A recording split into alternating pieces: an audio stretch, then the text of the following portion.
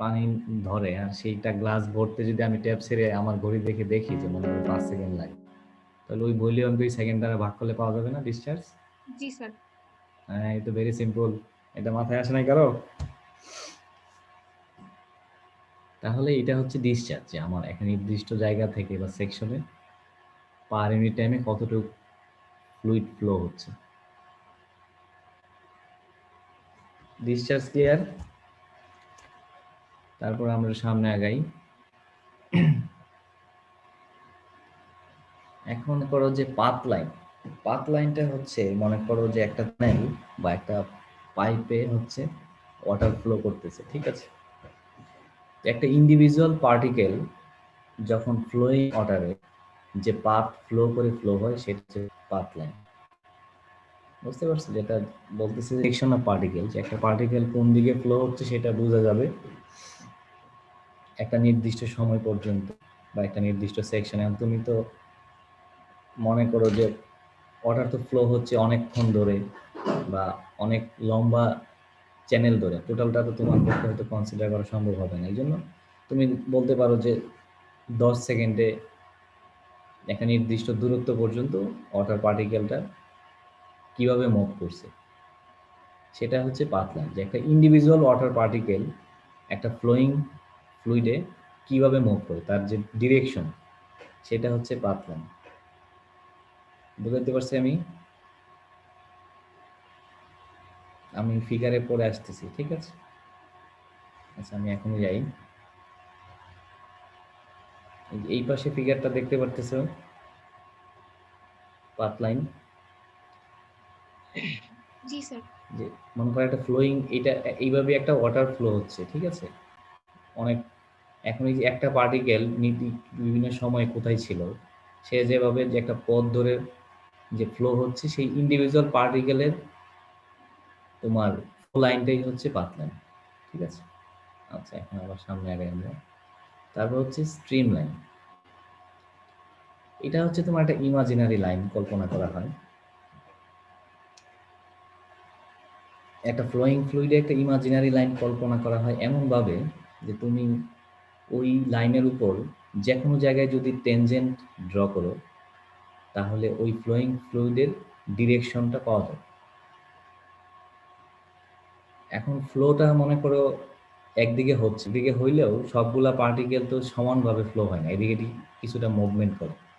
সেই ক্ষেত্রে স্ট্রিম লাইনটা একটা ইমাজিনারি লাইন কল্পনা করা হয়, যে লাইনের উপর তুমি যদি ট্যানজেন্ট ড্র করো, ওই ফ্লোয়িং ফ্লুইডের টোটাল ফ্লুইডের ডিরেকশনটা পাওয়া যাবে। যেমন ধরো যদি এই যে এইখানে দেখো স্ট্রিম লাইন, এটা কিন্তু আসলে ইন্টারনেট থেকে ছবি নেওয়া, তোমরা চাইলে দেখতে পারবে যে এই যে পার্টিকেলটা আগে যেটা দেখাইলো এইভাবে মুভ করতেছে, এটা হচ্ছে স্ট্রিম লাইন। এটা ইমাজিনারি লাইন। লাইনটা কিভাবে করা হয়, যেমন ধরো এই যে এখানে ট্যানজেন্ট আসছে, তার মানে ফ্লোটা এইদিকে, যখন এইদিকে ট্যানজেন্ট ড্র করছে ফ্লোটা এইদিকে, এখানে ট্যানজেন্ট ড্র করছে তখন ফ্লো হচ্ছে এইখানে ট্যানজেন্ট ড্র করলো, তার মানে ফ্লো হচ্ছে এইদিকে। কারণ স্ট্রিম লাইনটা হচ্ছে একটা ইমাজিনারি লাইন, যেটা কাল্পনিক, এমনভাবে চিন্তা করা হয় যার উপর ট্যানজেন্ট ড্র করলে ওই মুহূর্তে ফ্লো ডিরেকশনটা পাওয়া যায়।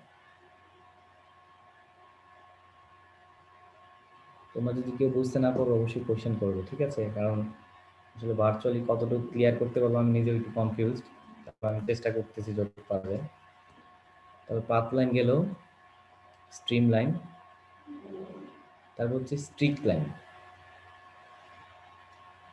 স্ট্রিক লাইনটা হচ্ছে তোমার একটা নির্দিষ্ট পয়েন্ট থেকে, মনে করো ওয়াটার ফ্লো করতেছে, ফ্লো করে যে ডিরেক্টটা হইল সেইটা বরাবর একটা লাইন ড্র করলে সেটাকে বলা হয় স্ট্রিক লাইন। যেমন ধরো, আমি উদাহরণটা খেয়াল করো, যে একটা ট্যাপ থেকে পানি পড়তেছে, ঠিক আছে?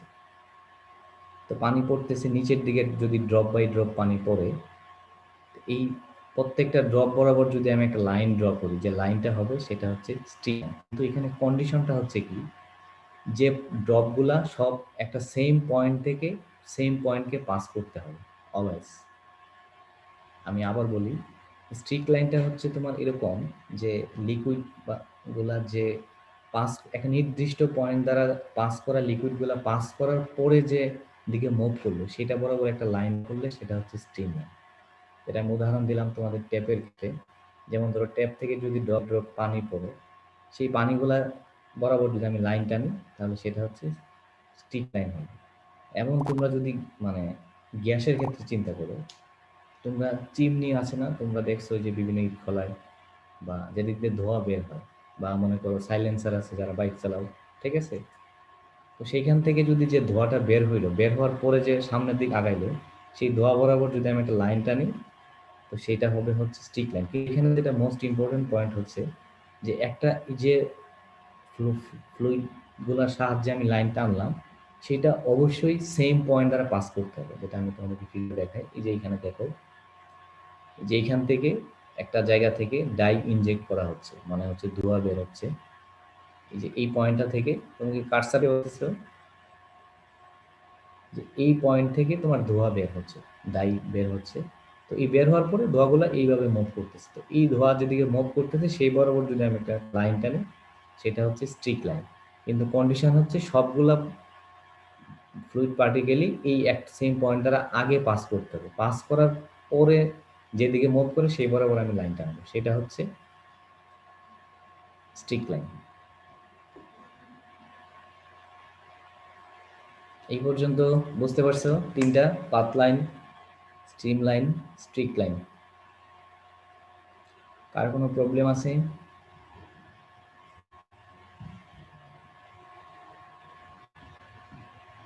রেসপন্স করতে হবে তো।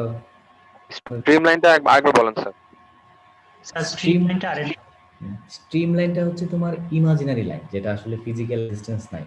স্ট্রিম লাইনটা আমরা এমনভাবে তুলনা করি যে ওই লাইন থেকে তুমি যদি ট্যানজেন্ট, যে পয়েন্টে ট্যানজেন্ট টানবা, ওই ট্যানজেন্ট বরাবর ওই ফ্লুইডের মোশনটা ওই দিকে, মানে ট্যানজেন্ট যেদিকে থাকবে ওই মুহূর্তে ওই দিকেই হচ্ছে ফ্লুইড ফ্লোর ডিরেকশনটা থাকবে।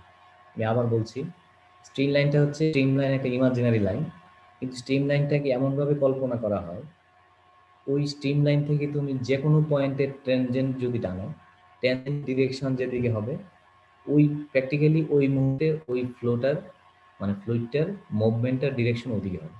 ক্লিয়ার? কারণ পাথ জি স্যার। লাইনটা তোমার তো আচ্ছা, কারণ পাথ লাইনটা তো সবগুলা পার্টিকেল হোমোজিনাসলি এক এক দিকে মুভ নাও করতে পারে।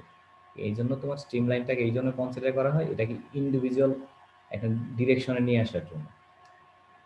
আচ্ছা, তারপর স্ট্রিক লাইন তো শুধু একই জিনিস, শুধু তোমাকে একটা সেম পয়েন্ট পাস করতে হবে, পাস করার পরে লাইনটা ড্র হবে। আচ্ছা, তারপর আমরা হচ্ছে তোমার স্ট্রিম টিউবে যাই। এটাও ইমাজিনারি, যেহেতু তোমার স্ট্রিম লাইনটা ইমাজিনারি, তাহলে স্ট্রিম টিউবটাও আসলে ইমাজিনারি হবে। এটা হচ্ছে টিকমেন্ট of fluid bounded by number of stream lines confine the flow. এটা তোমার আমাদের ম্যাথমেটিক্যাল ডিরাইভেশনের জন্য, এই যে মনে করো এই প্রত্যেকটাকে যদি একটা একটা স্ট্রিম চিন্তা করা হয়, মানে এই যে আমার স্ট্রিম টিউবটা দেখো, যে ইন্ডিভিজুয়াল স্ট্রিম লাইনগুলো, এই কয়েকটা স্ট্রিম লাইনের সমন্বয়ে একটা অনেকটা, মনে করো ফ্লুইড যখন ফ্লো করে তখন তো বিভিন্ন লেয়ারে ফ্লো করে, তাই না? মানে একসাথে ফ্লো করতেছে, কিন্তু কিছু উপরে থাকে, কিছু নিচে থাকে, মানে ফ্লুইড পার্টিকেল। তো একটা স্ট্রিম লাইন আমি এরকম কনসিডার চিন্তা করছি আগে। তো বিভিন্ন স্ট্রিম লাইনের সমন্বয়ে, মনে করো আপার লেয়ারে লোয়ার লেয়ারে একটা টিউবের মতো কল্পনা করা হয়, মানে অনেকটা পাইপের মতো, যেখানে দেখো ক্রস সেকশন দেখা যাচ্ছে, এখানেও ক্রস সেকশন দেখছে। তো এই আমার বিভিন্ন ইকুয়েশন বা আদার্স, কারণ সায়েন্স মানে কি তোমার অনেক কিছু ধরে নিতে হয়, মানে ফিজিক্সের ক্ষেত্রে আমরা তো ফিজিক্সই করতেছি। তো এই আমাদের বিভিন্ন ক্যালকুলেশনের সুবিধার্থে এই কয়েকটা স্ট্রিম লাইনের সমন্বয়ে একটা স্ট্রিম টিউবকে কল্পনা করা হয় তোমার ফ্লোয়িং ফ্লুইডের ভিতর। যদি তোমার স্ট্রিম লাইনগুলো একই দিকে মুভ করে, সেটার সমন্বয়ে একটা স্ট্রিম টিউব কল্পনা করা হয়, যেটা অনেকটা পাইপের মতো। যেহেতু স্ট্রিম লাইনটা কাল্পনিক, তার মানে স্ট্রিম টিমটা অটোমেটিক কাল্পনিক। মানে স্ট্রিম লাইনটা একটা সংক্ষিপ্ত, মানে মনে করো শর্ট বা কি বলবো থিম বিষয়, এটাকে আরেকটু ইলাবোরেটলি চিন্তা করার জন্য স্ট্রিম টিপটাকে কনসিডার করা হয়। ঠিক আছে? আচ্ছা, তারপর আসি আমি টাইম লাইন। টাইম লাইনটা হচ্ছে তোমার, আমি ফিগার থেকে এক্সপ্লেন করি। মনে করি এই যে T1 আছে, তাই না? আমার কার্সারটা কি দেখতে পাচ্ছ? যে T1 আছে এখানে। ধরো T1 এ তো যদি আমি এখানে চিন্তা করি, মনে করো চারটা পার্টিকেল ছিল, মনে করি A B C D, ঠিক আছে? চারটা ফ্লুইড পার্টিকেল আমি চিন্তা করলাম। এই বলছি যে একটু খাতা কলম রাখতে হবে সাথে, কারণ সবকিছু স্লাইডে থাকবে না, কথা শুনতে হবে, ঠিক আছে? তো মনে করো যখন এইখানে মনে করো এই দিক থেকে ফ্লুইড ফ্লো করতেছে, এই পাশ থেকে এই ডান দিকে ফ্লো করতেছে। তো T1 সময়ে এ বি সি ডি চারটা পার্টিকেল এই জায়গায় ছিল। T2 সময়ে দেখা গেল তোমার যেহেতু মানে এ পার্টিকেলটা এইখানে, বি এইখানে, সি ডি এইখানে, মানে একটা নির্দিষ্ট সময়ে কয়েকটা অ্যাডজাসেন্ট পার্টিকেল বরাবর যদি আমি একটা লাইন ড্র করি, সেটাকে বলা হয় টাইম লাইন। মানে চার পাঁচটা পার্টিকেল যদি থাকে, সেইগুলোর অবস্থান কি নির্দিষ্ট সময়, যেটা হচ্ছে তোমার আলটিমেটলি ফ্লুইড ফ্লো যেদিকে তার মানে অনেকটা লম্ব বরাবর হয়, যে নির্দিষ্ট পার্টিকেলগুলোর অবস্থান কোথায় তাদেরকে আমি কানেক্ট করে দিলাম। যেমন ধরো যদি এই যে আমি যদি T3-তে দেখি যে A1 হয়তো এখানে ছিল, এ B1 এখানে, বি এইখানে ছিল, সি সি এইখানে ছিল, ডি এইখানে ছিল, যে সব পার্টিকেলগুলোর অবস্থান কোথায় নির্দিষ্ট সময়ে, সেটাকে যদি আমি একটা লাইন টানি, সেটাই হচ্ছে টাইম লাইন। তাহলে আমরা কি দেখলাম? Path line, stream line, Streak line, আর একটা নাম হচ্ছে ফিলামেন্ট লাইন, স্ট্রিম টিউব এবং টাইম লাইন। পাঁচটা খুবই কাছাকাছি। হ্যাঁ বলো। টাইম লাইনটা আরেকবার। আচ্ছা, মনে করো এই যে T1টা দেখা যাচ্ছে, তুমি আমার কার্সারটা বুঝতে পারতেছো? কার্সারটা বুঝতে পারতেছো? এটা তো স্যার শুধু একটা লাইন দেখা যাচ্ছে। হ্যাঁ, এটা এখানে ফিগার ওইভাবে আমি ইন্টারনেট থেকে নিছি, তো ওইভাবে ক্লিয়ারলি ড্র করে না। আমার কথাটা তুমি বোঝার চেষ্টা করো একটু। মনে করো এখানে চারটা পার্টিকেল আছে, মানে এটা তো পুরাটা হচ্ছে মনে করো ফ্লুইড ফ্লো করতেছে, তাহলে অনেকগুলো পার্টিকেল থাকার কথা না এইখানে।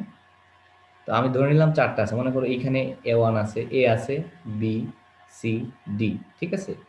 মানে এই পাশ থেকে এইদিকে মুভ করতেছে ওয়াটার। এটা যদি একটা পাইপ বা চ্যানেলের ভিতর তুমি কল্পনা করো, এই পাশ থেকে মুভ করতেছে এ বি সি ডি। মানে যখন স্টার্টিং এ তাদের অবস্থানটা এরকম ছিল, মানে যখন ফ্লো করলো T2, মনে করো 10 সেকেন্ড পর হচ্ছে T2, তখন এ পার্টিকেলটা মুভ করতেছে এইখানে। কারণ সবগুলো একইভাবে মুভ নাও করতে পারে, ঘর্ষণ হবে বিভিন্ন কারণে, তাই না? মনে করো এ পার্টিকেল এইখানে আসছিল, বি এইখানে আসছে, সি এইখানে, ডি এইখানে। তো এই চারটা পার্টিকেলের অবস্থান যেটাকে আমি যোগ করলাম, সেটা হচ্ছে T2 বরাবর, সেটা হচ্ছে টাইম লাইন। আমি তোমাদেরকে একটু সহজে বুঝাই। যারা রাজনীতি করো না, অনেকে আছো ছাত্রলীগ দায়ী করো, তোমরা মিছিল করো না অনেক সময় সামনাসামনি, হাতে হাত ধরে সামনাসামনি অনেক সময় মিছিল করো, হাতে হাত ধরে চার পাঁচজন হাতে সামনে আগাইতে থাকে। জি স্যার। মনে করো, তো তোমরা মনে করো ছাত্রলীগ দিয়ে আমি বুঝাই, যে ছাত্রলীগ আছে, ছাত্রলীগের অফিসের সামনে ছিল এক সময়, তারপর আগাইতে আগাইতে তোমরা ওই ব্যাংকের সামনে আসলা, তখন তোমাদের চারজনের অবস্থান তো কেউ সামনে পিছে হয়ে যেতে পারে, তাই না? তাই তোমরা যে সামনের দিক যাচ্ছ ওই গার্ডেনের দিকে, সেটা তো মনে করো ফ্লুইড ফ্লো, ঠিক আছে? আর তোমরা চার পাঁচজন যে একসাথে আছো, তোমরা কেউ একটু পিছিয়ে যেতে পারো, কেউ কেউ একটু আগে যেতে পারো। এই তোমাদের ভার্টিকে মানে হরাইজন্টালি কানেকশনটাই হচ্ছে টাইম লাইন। বুঝতে পারছো এবার? আমি যে প্রশ্ন করছো বুঝতে পারছো আমার কথা? আমি একটু প্র্যাকটিক্যালি বোঝানোর চেষ্টা করলাম। ঠিক আছে এবার? আচ্ছা, তাহলে হলো path line, stream line, Streak line বা ফিলামেন্ট লাইন, স্ট্রিম টিউব এবং টাইম লাইন। এই হচ্ছে তোমাদের পাঁচটা ডেফিনেশন। কারণ আমি আগেই বলছি আমার কাজ হচ্ছে তোমাদের ডেফিনেশন করানো, ঠিক আছে? এইখানে কারো প্রবলেম থাকলে বলো, আর যদি প্রবলেম না থাকে তাহলে আমি সামনে আগাই। এটা হচ্ছে এইগুলারই আরেকটা এটাও ইন্টারনেট থেকে নেওয়া। তোমাদের তো এখন সুবিধা অনেক কিছু ইন্টারনেটে পাওয়া যায়, তোমরা জাস্ট সার্চ করলেই দেখবা, আরো বেটার আইডিয়া পাইতে পারো। তবে এই পাঁচটার কিন্তু তোমার কনসেপ্টে ক্লিয়ার থাকতে হবে, নাহলে একসাথে একটা পার্থক্য করতে পারবে না।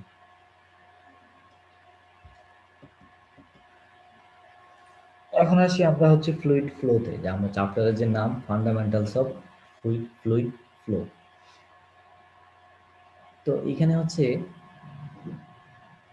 যে কয় ধরনের ফ্লো আসলে হয়, সেইখানে আমরা এই টাইপগুলো একটু বলার চেষ্টা করতেছি। স্টেডি এবং আনস্টেডি ফ্লো, ইউনিফর্ম এবং নন ইউনিফর্ম ফ্লো, লেমিনার এবং টার্বুলেন্ট ফ্লো, তারপর হচ্ছে কম্প্রেসিবল এবং incompressible flow, rotational irrotational flow, 1, 2 and 3 dimensional flow. এটা হচ্ছে বিভিন্ন টাইপস অফ ফ্লো। আমরা যে বলছি যে আমাদের চ্যাপ্টারটা আসলে নামই হচ্ছে ফান্ডামেন্টালস অফ ফ্লুইড ফ্লো। যে কত ধরনের ফ্লো হতে পারে। তোমরা এর আগে নাম শুনছো কেউ এগুলার? বলো দেখি কেউ। স্টিডি, আনস্টিডি। আচ্ছা, এখন আমরা থার্মোডাইনামিক্স। স্টিডি থার্মোডাইনামিক্স শুনছো? তাহলে বলো দেখি কি ফ্লো।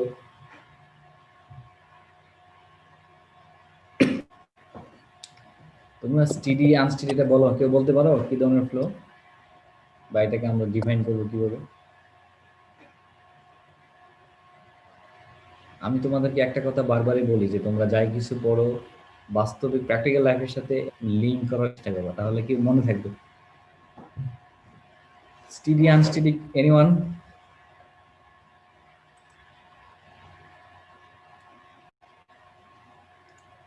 কেউ বলতে পারো স্টিডি আনস্টিডিটা কি?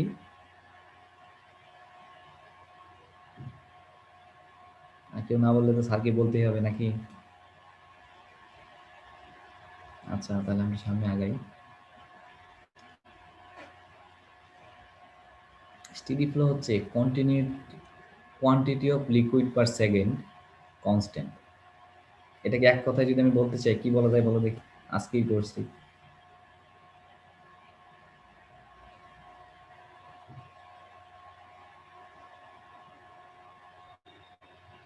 কেউ বলতে পারছো না কেন? Sir discharge. হ্যাঁ, এতক্ষণ লাগলে হবে? যে বলতেছে যে ডিসচার্জ যদি সেম থাকে during a period of time, একটা নির্দিষ্ট সময় পর্যন্ত যদি ডিসচার্জ সেম থাকে সেটা হচ্ছে স্টিডি ফ্লো। আর যদি ডিসচার্জ সেম না থাকে সেটা হচ্ছে আনস্টিডি ফ্লো।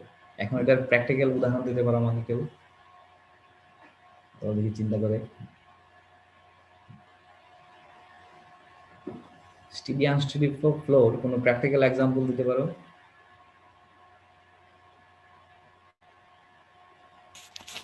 স্যার পানি আর তেল। এটা তো ফ্লো থাকতে হবে, তো ফ্লো কখন বলবা? যখন সেখানে তো ফ্লো করতে হবে। তুমি কিভাবে বুঝলা পানি আর তেল? বলো, তুমি যেটা বলছো সেটা একটু ব্যাখ্যা দাও কিভাবে। Sir steady flow, sir steady ফ্লোতে quantity of liquid per second আর কনস্ট্যান্ট। একটা নির্দিষ্ট টাইম পর্যন্ত মানে ডিসচার্জ সেম থাকবে। তাহলে কি স্যার গ্যাসই এখানে কি গ্যাসের কোনো কিছু? না, তোমার যেহেতু ফ্লুইড ফ্লো, তোমাকে তাকে ফ্লো চিন্তা করতে হবে। ফ্লো কোথায় হয়? যদি আমি লিকুইড চিন্তা করি সেটা আইদার পাইপে হবে অথবা চ্যানেলে হবে, তাই না? জি স্যার। চ্যানেল বলতে সেটা নর্মাল চ্যানেল, ছোট চ্যানেল হতে পারে বা রিভার চ্যানেল হতে পারে। এখন চিন্তা করুন যে কিভাবে স্টিডি আনস্টিডি বোঝা যাবে। একটা ফ্লো হচ্ছে, সেটা স্টিডি কি আনস্টিডি তুমি কিভাবে বুঝবে? মনে করো একটা ফ্লো হচ্ছে, মনে করো আমি আরেকটু সহজ করি যে ব্রহ্মপুত্র নদীর পাড়ে অনেকে অনেকদিন দেখো না, তাই না? মাঝখানে ক্যাম্পাসে আসছিল এখন যে নদীর পাড় যেহেতু অনেকদিন দেখো না, যে ব্রহ্মপুত্র যদি আমি বলতে চাই যে এখানে ফ্লো স্টিডি নাকি আনস্টিডি, তুমি আমাকে বোঝাও, কিভাবে বোঝাবা বলে দেখি। স্যার পানি পানির উপর তলদেশে যে ফ্রিকশন কাজ করছে সেটার উপর কিছু জায়গায় পানি সমানভাবে প্রবাহিত হবে, কিছু জায়গায় স্রোত বাধাপ্রাপ্ত হবে। তুমি যেটা বললা সেটা হচ্ছে ভেলোসিটি। আমি একটা সহজ করি, যদি মনে করো আমার আলটিমেট টার্গেট কি যে ডিসচার্জ সেম কিনা। এখন মনে করো আমাদের যে এখানে নাই কিন্তু অন্যান্য রিভারে হচ্ছে গ্যাজিং স্টেশন থাকে, মানে উদীচির পাশে যে আছে, এখানে যদি আমি রিভার ফ্লো মাপতে পারি, মানে ভেলোসিটি মাপা যায় এমন কারেন্ট মিটার আছে যেটা তোমাকে ধরলেই ভেলোসিটি অটোমেটিক পাওয়া যায়। কারেন্ট মিটার একটা ডিভাইস আছে, তো সেটাতে তুমি ভেলোসিটি পাবা। আর যদি আমার এরিয়া জানা থাকে তাহলে আমি এরিয়ার ভেলোসিটি দিয়ে ডিসচার্জ পাবো না? G Q sir. Is equal to AB.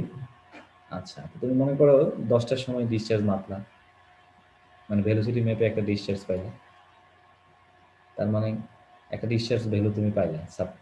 Suppose তুমি 11টায় ডিসচার্জ মাপলা, যদি সেম থাকে তাহলে কি হবে বলো?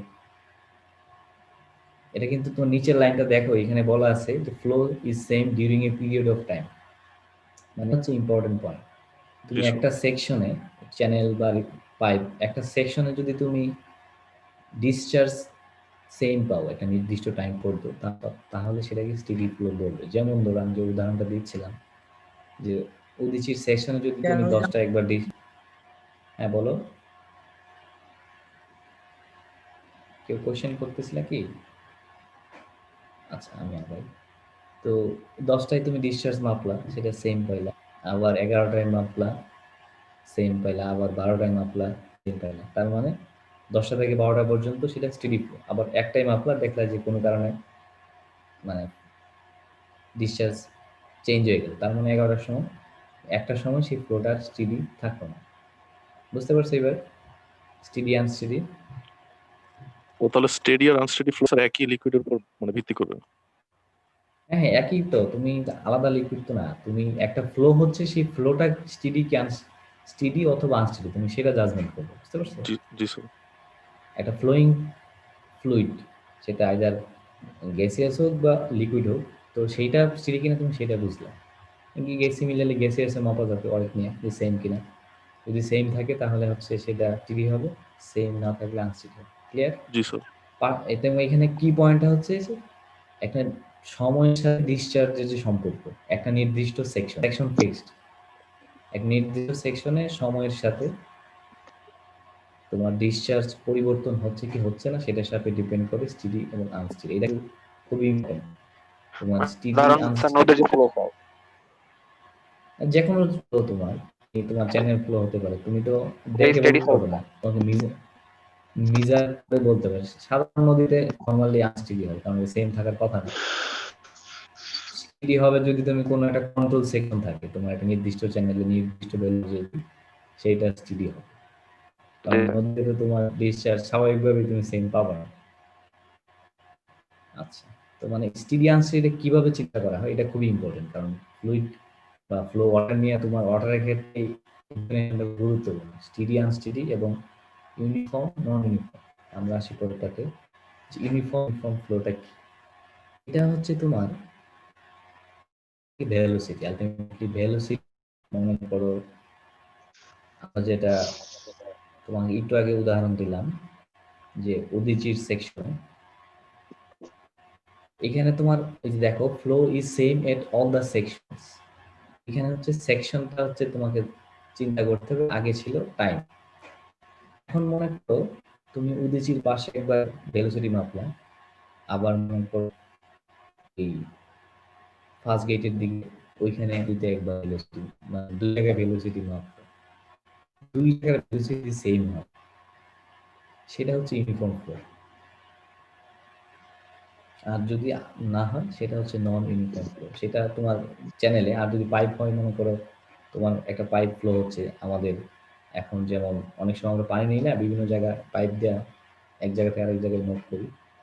সেই ক্ষেত্রে তুমি পাইপের একটা সেকশনে দেখলা ভেলোসিটি মাপলা, এবং 10 মিটার বা 20 মিটার দূরে আরেকটা সেকশনে ভেলোসিটি মাপলা। দুইটা সেকশনে ভেলোসিটি যদি সেম হয় তাহলে সেটা হবে ইউনিফর্ম ফ্লো। আর যদি ভেলোসিটি সেম না হয় সেটা হচ্ছে নন ইউনিফর্ম ফ্লো। ক্লিয়ার? মানে স্টেডি আনস্টেডি, ইউনিফর্ম নন ইউনিফর্ম, দুইটার ক্ষেত্রে বেসিক জায়গা হচ্ছে তোমার স্টেডি আনস্টেডি ক্ষেত্রে একটা নির্দিষ্ট সেকশনে বিভিন্ন সময়ে তুমি ডিসচার্জ মাপবা।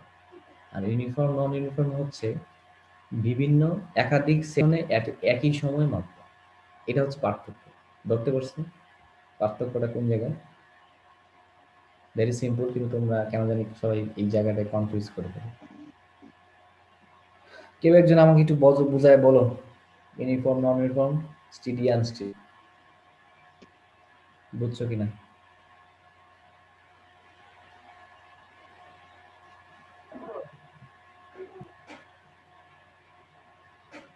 এলো, কেউ একজন বলো।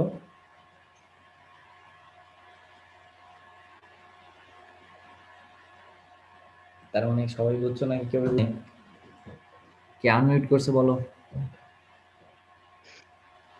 হ্যান্ড রেজ করছো, বলো। তুমি আনমিউট করে বলো। আনমিউট করা যাচ্ছে না? স্যার আসসালামু আলাইকুম স্যার। ওয়ালাইকুম সালাম। স্যার স্টেডি ফ্লোটা হচ্ছে স্যার পাইপের মধ্যে দিয়ে যে ফ্লোটা যাবে স্যার, আর আনস্টেডি ফ্লোটা হচ্ছে স্যার যে বা নদীর ফ্লোটার ক্ষেত্রে আর কি স্যার। হলো না তো। পাইপ নদীর দুই জায়গায় তো আনস্টেডি স্টেডি হতে পারে, কন্ডিশনটা কি সেটা বলো। স্যার কন্ডিশনটা স্যার যে একটা কনস্ট্যান্ট লেভেলে স্যার আর কি ফ্লোটা স্যার যে কনস্ট্যান্ট থাকবে না আর কি, একটু চেঞ্জ হবে স্যার ইউনিফর্ম, না স্টেডি আনস্টেডির ক্ষেত্রে স্যার একটু চেঞ্জ হবে স্যার।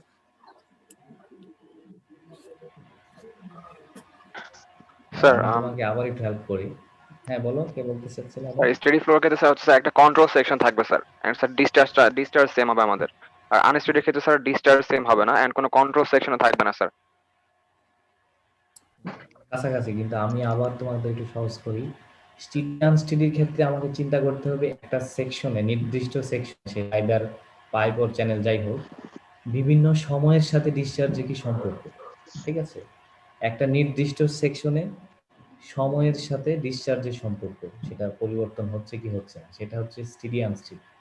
আর ইউনিফর্ম নন ইউনিফর্ম হচ্ছে পাইপ বা চ্যানেলেরই বিভিন্ন সেকশনে একই সময়ে তার ভেলোসিটির কি পরিবর্তন হচ্ছে কি হচ্ছে না। একটা হচ্ছে সেকশন ফিক্সড বিভিন্ন টাইম, স্টেডি আনস্টেডি। ইউনিফর্ম নন ইউনিফর্ম হচ্ছে টাইম ফিক্সড একাধিক সেকশন। ঠিক আছে, এটা হচ্ছে বেসিক পার্থক্য। ধরতে পারছি এবার? এক কথা বারবার বললে আবার বেশি গুলাই দেবে। এবার মেয়েরা কেউ রেসপন্স করছে না কেন? তোমরা কি সবাই ঘুমিয়ে গেছো?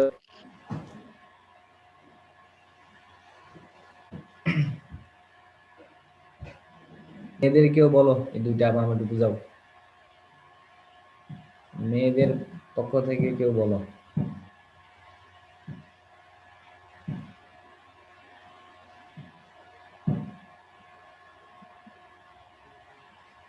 মেয়ে সব ঘুমাই গেছে, মেয়েরা সব ঘুমাই গেছে।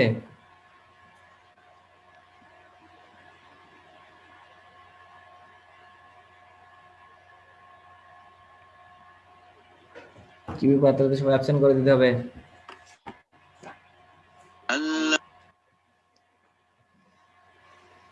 আসলে টাইম হয়ে গেল নাকি? না তা তো না। কি ব্যাপার, মেয়েরা কেউ নাই? তাহলে তো আমাকে আইডি কল করতে হবে এখন।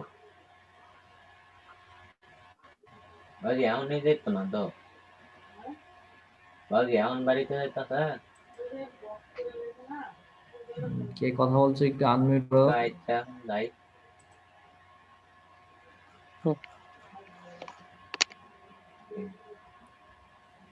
কি মেয়েরা কেউ শুনতে পাচ্ছ না আমার কথা? জি স্যার। তাহলে ইউনিফর্ম আর নন ইউনিফর্ম, স্টেডি আনস্টেডি একটু বুঝাও, কে বুঝাবা? তোমাদের একটু ঘুম ভাঙাই, সবাই ঘুমাই গেছো। স্যার স্টেডি আনস্টেডি ফ্লোরতে যেটা হয়েছে সেটা হলো মানে মানে ডিফারেন্স টাইম থাকবে, কিন্তু একটা নির্দিষ্ট সেকশনের মধ্যে ডিসচার্জের রেটটা আমরা দেখব যে সেটা কনস্ট্যান্ট নাকি ঠিক কনস্ট্যান্ট না। আছে। কনস্ট্যান্ট যদি হয় হ্যাঁ। তাহলে সেটা স্টেডি ফ্লো, আর যদি সেটা কনস্ট্যান্ট না হয় তাহলে সেটা আনস্টেডি। আর ঠিক ইউনিফর্ম আছে। নন ইউনিফর্ম ফ্লোর জন্য যেটা হবে সেটা হলো যে সেকশনগুলো ডিফারেন্স, কিন্তু আমরা একটা নির্দিষ্ট টাইম দেখব। এখন দুইটা আলাদা সেকশন বা তিনটা আলাদা সেকশন, মানে একাধিক সেকশনে একটা নির্দিষ্ট টাইমে যদি ভেলোসিটিটা সেম থাকে তাহলে সেটা ইউনিফর্ম, আর যদি ভেলোসিটির ডিফারেন্স হয় তাহলে সেটা নন ইউনিফর্ম। হ্যাঁ, তুমি তো আমার সাথে ভালো পড়াইতে পারছো, দেরি করলা কেন? Sorry sir. না না, সরির কিছু নাই। তোমরা কথা বলবা, আমি যেটা বলি সব সময়, ফিল ফ্রি, ঠিক আছে? কারণ কথা না বলে তো বোঝা যাবে না। এই যে জি আমার স্যার। চেয়ে ভালো পড়েছে, তোমাদের দিদি হয়তো। ঠিক আছে, তাহলে আমরা সামনে আগাই, ঠিক আছে? তারপর হচ্ছে তোমার লেমিনার ফ্লো এবং টার্বুলেন্ট ফ্লো। লেমিনার ফ্লো হচ্ছে যে fluid particles move in layers, মানে ফ্লুইড পার্টিকেলগুলো যখন একটা লেয়ারে মুভ করে, যেমন ধরো আমি ফিগারে আসতেছি, যখন একটা চ্যানেলে ধরো যে একটা চ্যানেলে বা পাইপে ফ্লো হচ্ছে, সেইখানে যদি পার্টিকেলগুলা হরাইজন্টাল মুভমেন্ট না করে আর কি, মানে যেদিকে ফ্লো হচ্ছে লঙ্গিচুডিনাল, আর যদি মুভ না করে আর কি, মানে খুব স্থিরভাবে ফ্লো হয়, বিভিন্ন নির্দিষ্ট লেয়ারে ফ্লো হয়, সেটাকে বলা হয় হচ্ছে linear। আর যদি এডিশনাল বা কোনো ভেলোসিটি চেঞ্জ হওয়ার কারণে যদি ঘূর্ণনের সৃষ্টি হয়, তখন হয় কি, এই পার্টিকেলগুলা, আচ্ছা আমি ফিগারে যাই তাহলে তোমাকে বুঝতে সহজ হবে। এই যে ল্যামিনার ফ্লো দেখো, এরকম যদি এমন হয় যে এরকম পার্টিকেলগুলা এরকম নির্দিষ্ট লাইন বরাবর ফ্লো হচ্ছে,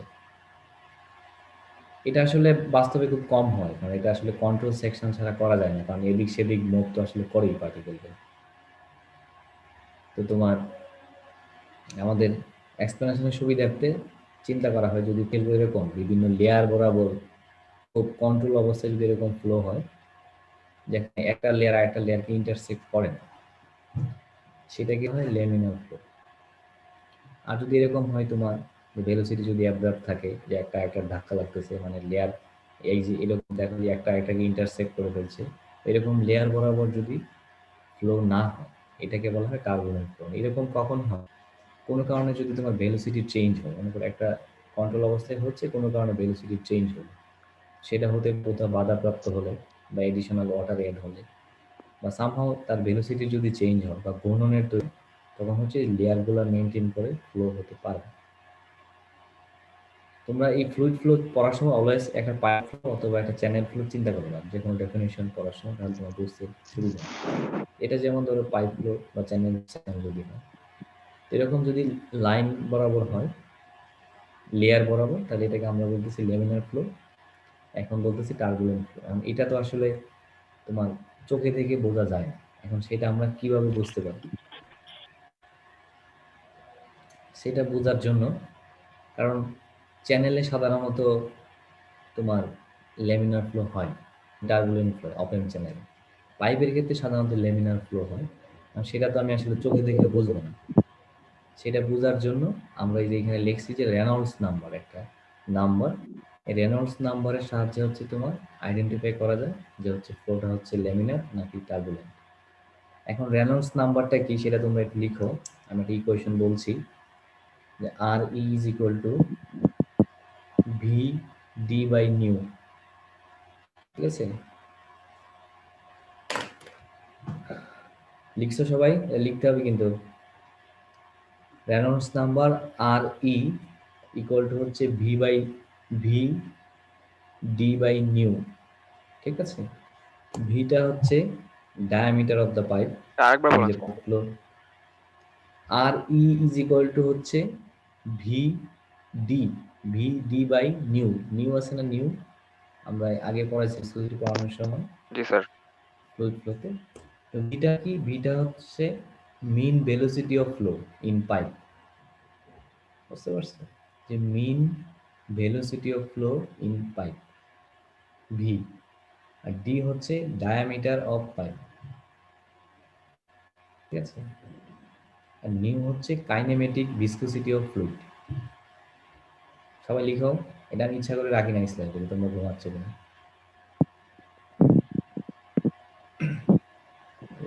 ভি হচ্ছে ডায়ামিটার অফ পাইপ, না ভি হচ্ছে mean velocity of flow in pipe, D হচ্ছে ডায়ামিটার অফ পাইপ, নিউ হচ্ছে কাইনেমেটিক ভিসকোসিটি অফ ফ্লুইড। এখন এটা আমাকে কেউ একজন বলো ঠিক মতো লিখতে পারছো কিনা, আমি শুনি।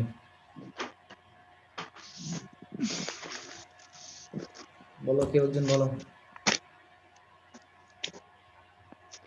Sir R e is equal to V D by nu. ভিটা কি বলো, কোনটা কি বোঝায়? স্যার ভি মানে হচ্ছে sir main velocity of flow in pipe, আর ডি মানে হচ্ছে স্যার ডায়ামিটার পাইপ, আর স্যার নিউ মানে হচ্ছে sir kinematic viscosity of fluid sir. ঠিক আছে, অনেক সুন্দর, ঠিক আছে। এখন এই রেনল্ডস নাম্বারের মান যদি তোমার 2000 থেকে কম হয়, লেস দেন 2000, ঠিক আছে? আর এর মান নাম্বার যদি তোমার 2000 থেকে কম হয় মান, কারণ এইগুলো তো আমি ক্যালকুলেট করে বের করতে পারবো, তাই না? একটা ফ্লোতে 2000-এর কম হলে সেটা হচ্ছে ল্যামিনার ফ্লো, ঠিক আছে?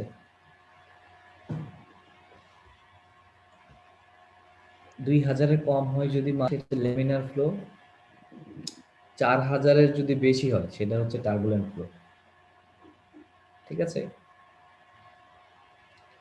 2000-এর কম হলে সেটা হচ্ছে ল্যামিনার ফ্লো, আর যদি 4000-এর বেশি হয় সেটা হচ্ছে টার্বুলেন্ট ফ্লো। তাহলে 2 থেকে 4000 কি হইলো, নাকি মাঝখানে তো বাকি থাকলো না একটু? শুনতেছ আমার কথা? হ্যাঁ স্যার। তাহলে 2 থেকে 4000 এটা তো বাদ হয়ে গেল, এরা তো রাগ করবে তাই না, যে আমাদের বাদ দিয়ে দিলে।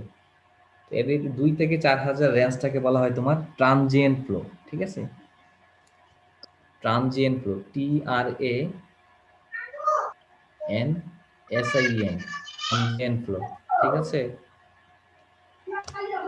স্যার আরেকবার একটু বলেন 2000 থেকে 4000। 2000 এর যদি কম হয় তাহলে সেটা হচ্ছে লেমিনার ফ্লো, 4000 এর যদি বেশি হয় সেটা হচ্ছে টার্বুলেন্ট আর এর মান।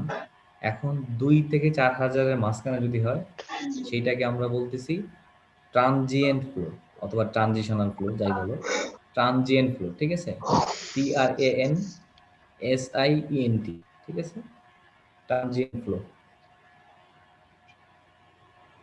তার মানে ট্রানজিয়েন্ট ফ্লোটা কি দাঁড়াইলো? এটা হচ্ছে তোমার যে লেমিনার এবং টার্বুলেন্ট ফ্লো মিক্সচার।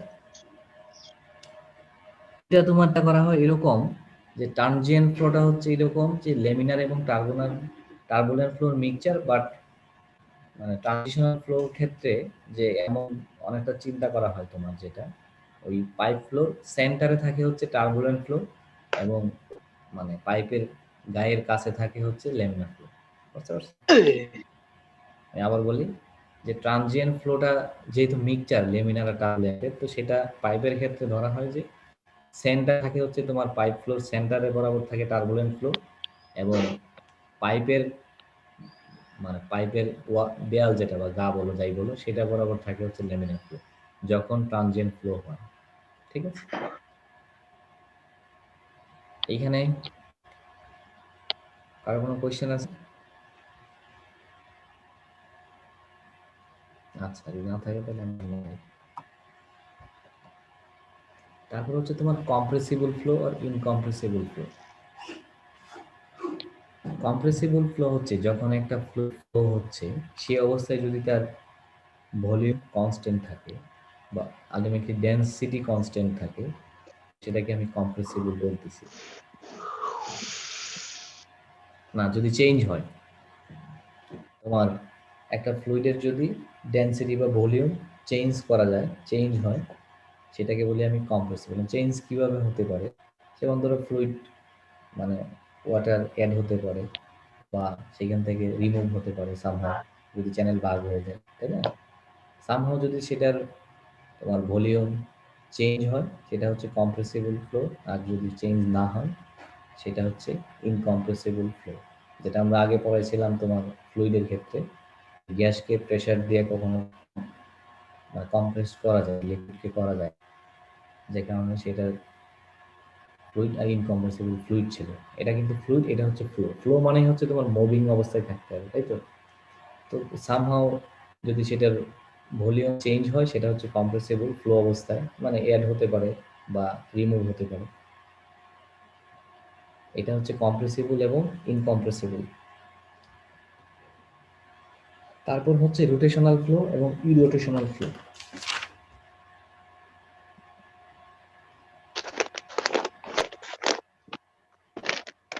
এটা হচ্ছে তোমরা এটা বোঝার জন্য পাথ লাইনের চিন্তা মাথায় নিয়ে আসো, যে ফ্লুইড যখন ফ্লো করতেছে সে তো একটা নির্দিষ্ট, যেমন ধরো আমি যদি এই ডেফিনেশনে চাই যে এই থেকে এইদিকে মুভ করতে, তাই না? এখন এখানে যদি একটা ইন্ডিভিজুয়াল পার্টিকেল চিন্তা করি, সে যদি তার নিজস্ব এক্সিস বরাবর ঘোরে, সেটাকে বলা হচ্ছে, তোমরা বলতেছি আমরা রোটেশনাল ফ্লো।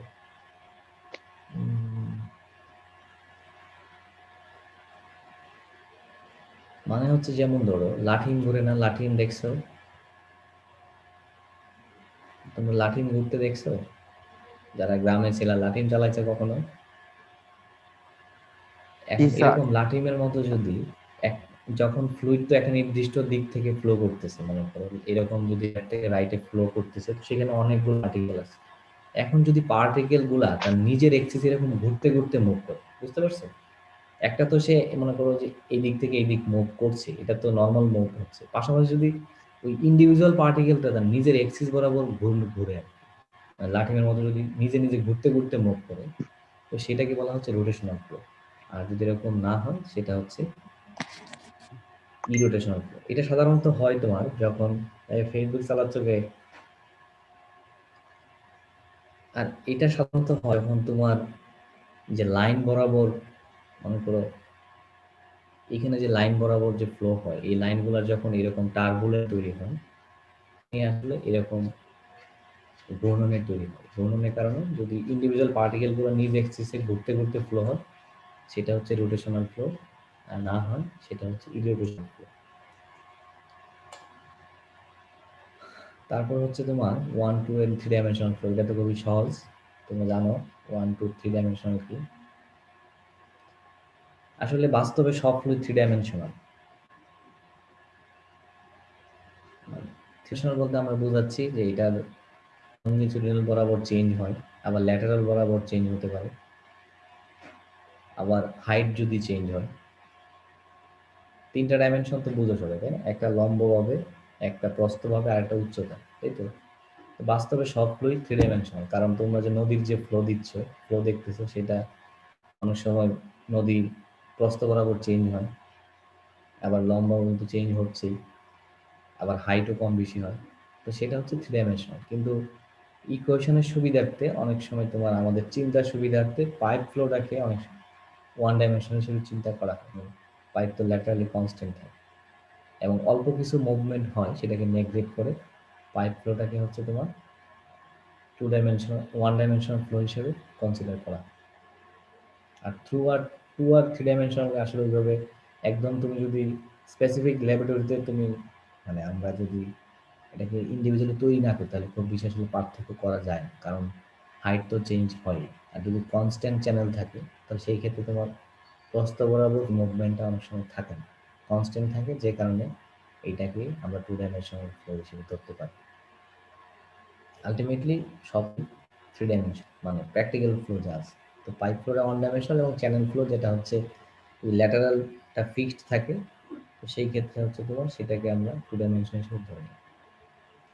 এই হচ্ছে আমাদের ফ্লুইড ফ্লো। ঠিক আছে, তো তোমাদের থাকলে বলো। এখন এখন সামনে থাকলে তো আসলে আই কন্ট্যাক্ট দেখে অনেকটা বোঝা যায় তোমরা বুঝো কি বোঝো না। এখন তো আমি আসলে বুঝতে পারতেছি না। আর তোমরা আমাকে বলো দেখি যে ভার্চুয়াল আর ফিজিক্যাল ক্লাসের মধ্যে পার্থক্য কি আন্ডারস্ট্যান্ডিং এর ক্ষেত্রে, কতটুকু ইফেক্টিভ বলো।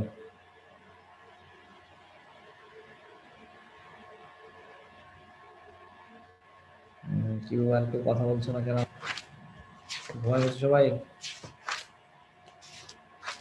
হুম,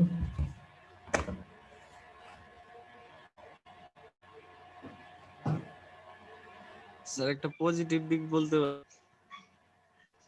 বলো পজিটিভ দিক। এটা হচ্ছে ভার্চুয়াল ক্লাসটা হচ্ছে 1-to-1 ইন্টারেকশন হয় স্যার। ঠিক, কিন্তু 1-to-1টা তো নিজে থেকে করতে হয়। এটা আবার সমস্যা হচ্ছে যে 1-to-1টা আমি পারতেছি না সব ক্ষেত্রে, তোমাদের করতে হয়। আচ্ছা, শুয়ে বসে থাকা যায় নাকি ক্লাসরুমে? এটা একটা পজিটিভ দিক না? জি স্যার। কিন্তু আবার শুয়ে বসে থাকতে সমস্যা না, কিন্তু ঘুমায় বলে তো সমস্যা। না, তোর সাথে আসলে অনেকদিন দেখা হচ্ছে না, এটা আমাদেরও আসলে খারাপ লাগে। কি আর করা যাবে বলো? কারণ একটা তোমার ক্লাসরুম বলো, ইউনিভার্সিটি বলো, সবকিছুর সেন্টার কিন্তু স্টুডেন্ট। স্টুডেন্ট, ঠিক আছে? এখন যেহেতু চলতেছে এইভাবেই, তোমরা সবাই সাবধানে থাকবে আর কি। এখন কিন্তু আস্তে আস্তে আবার বাড়তেছে, ঠিক আছে, ইনফেকশন রেট। যে যেখানে আছো একটু সাবধান থাকবা, আর সবাই সবার বাবা মার দিক খেয়াল রাখবা, ঠিক আছে, যাদের আছেন। কারণ এই সুযোগ পাচ্ছ, স্টুডেন্ট লাইফে একবার ঢুকে গেলে পরে আর সুযোগ হয় না। সবাই সবার বাবা মার দিক খেয়াল রাখবা। তা আমরা আজকে তাহলে কোশ্চেন না থাকলে এখানে শেষ করি, ঠিক আছে? জি স্যার। জি স্যার। সিআর 2 জন আছো, আমি আবার বৃহস্পতিবার ক্লাস নিব। তো আমি ধরে, মানে অ্যাপ্রক্সিমেট এই টাইম, অথবা তোমার সাথে আমি কথা বলে পরে ফাইনালি জানাবো, ঠিক আছে? একটু তোমাদের শিডিউল এদিক সেদিক হচ্ছে, আমার আবার ইলেকশন চলতেছে, সেটা নিয়ে একটু ব্যস্ততা যাচ্ছে। যাই হোক, তোমাদের লম্বা টাইম দিলে একবার শেষ করতে পারবো। আর যদি মনে করো লম্বা টাইম না দিও, তাহলে আর 2টা ক্লাস লাগবে।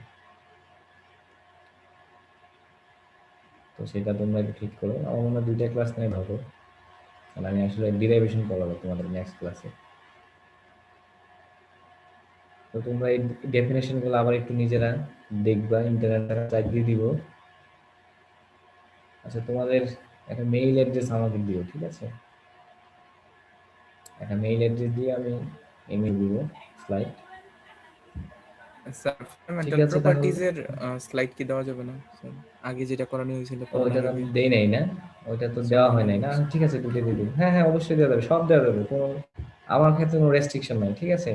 তোমরা যে অ্যাসাইনমেন্ট যেরকম করছো, আমার কাছে ম্যাটেরিয়াল যা আছে সব দিয়ে দিব। আরেকটা বিষয় হচ্ছে, এগুলো কিন্তু খুবই সহজ টপিক। এই ফিগারগুলো আমি ইন্টারনেট থেকে নিয়েছি। তোমরা এর প্রয়োজন নেট সার্চ করো, অনেক কিছু হয়তো আমি না থাকতে পারে, বা এমন হতে পারে যে আমি কিছু শিখলাম তোমাদের কাছ থেকে, ঠিক আছে? ফিল ফ্রি, যদি বিতর্ক হয় আমরা বিতর্ক করবো, তারপর আমরা রাইটটা শিখবো, ঠিক আছে? Always feel free. ঠিক আছে, আমাকে মেইল অ্যাড্রেস দিয়ে আমি দুইটা স্লাইড দিয়ে দিব তোমাকে, ঠিক আছে? ঠিক আছে, তাহলে আমরা আজকের মতো এখানে শেষ করি। স্যার আসসালামু আলাইকুম। সবাই ভালো থেকো। স্যার আসসালামু আলাইকুম। সালাম সালাম।